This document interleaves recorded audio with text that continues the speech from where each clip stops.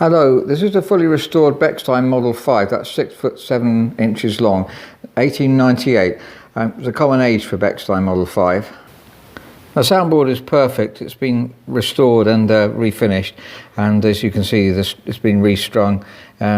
Great attention to detail. There's the German bass strings, all the parts are German, exactly as you get on a new Bechstein. It's had a new rest plank as well, that's where the tuning pins go into. This is the rest plank, and really that's very useful because especially if you've got dry central heating, even underfloor heating, it'll cope with that. But if you have got underfloor heating, we would provide a mat for you, special isolation mat. Now when we restore grand pianos, we provide a wedge. This is a wedge at the back, right up to about note 50, because it's much better damping that way. So it's a half wedge because the front is a flat, but normally Bechsteins would have gone up to about here, but we add the extra dampers to get really good cut-off, and it gives much cleaner sound. This one has perfect ivory key tops as well.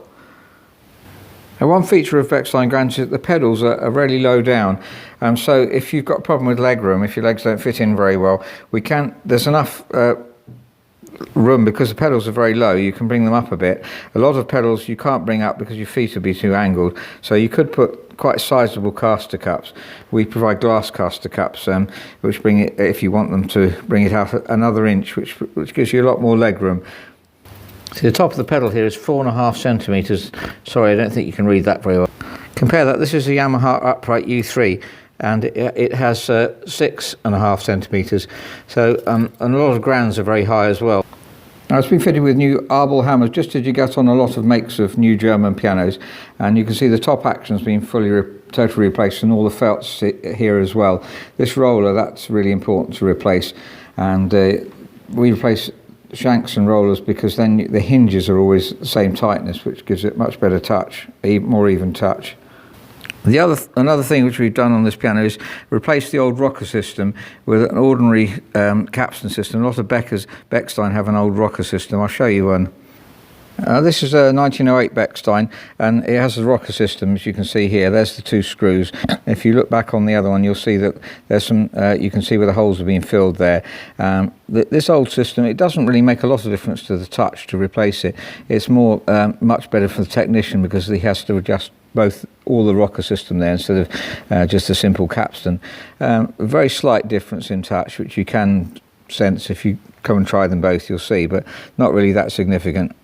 This later Bechstein is 10 years younger and been slightly restyled. You see, it looks very similar, but in fact on the side there, that's what it goes around in a smooth shape instead of what we call a fishtail.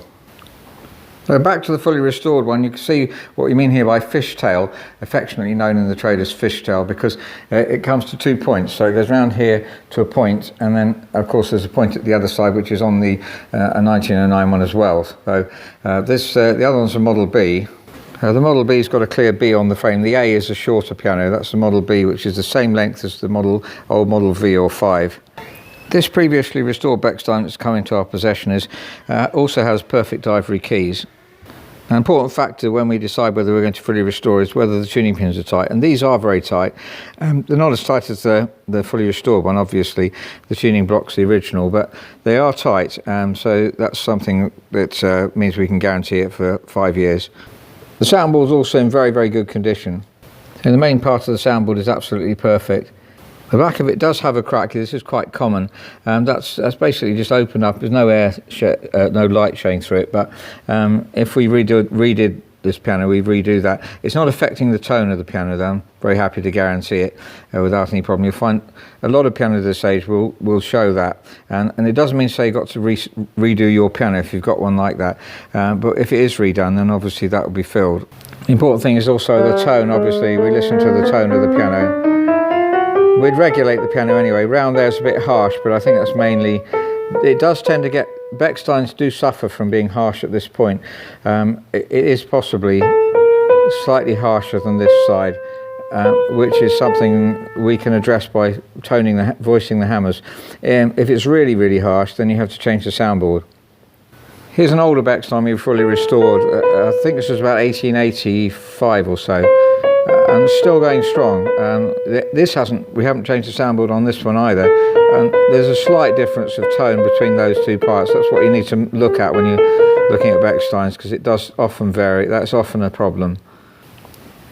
This one is Rosewood, as you can see, very attractive. It's got the lyre-shaped pedals. That always shows it's a very old piano, but the tone of it's still there, which is fantastic. And you see around here it's Rosewood. We always do Rosewood in a way that will bring out the best in the grain, as you can see, sort of not as dark as it would have originally been, but that doesn't show enough contrast for us, and so we tend to do it slightly lighter.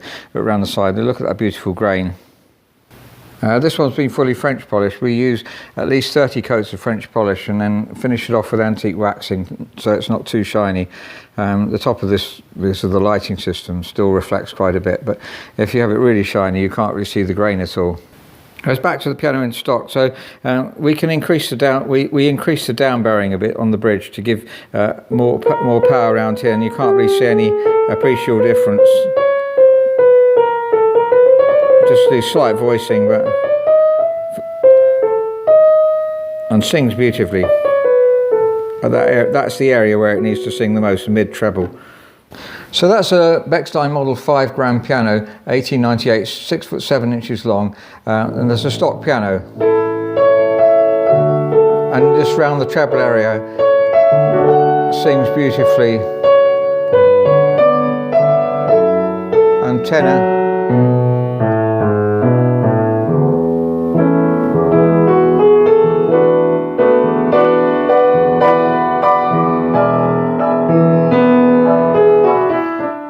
Just the touch is really, really even, and of course we've been able to get it even because we've fully restored it and put a new top action on, which is really crucial to doing that.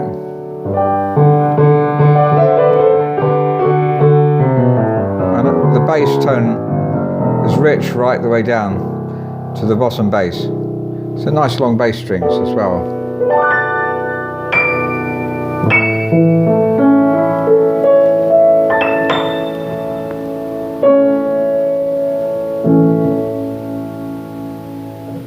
Thank you very much for listening.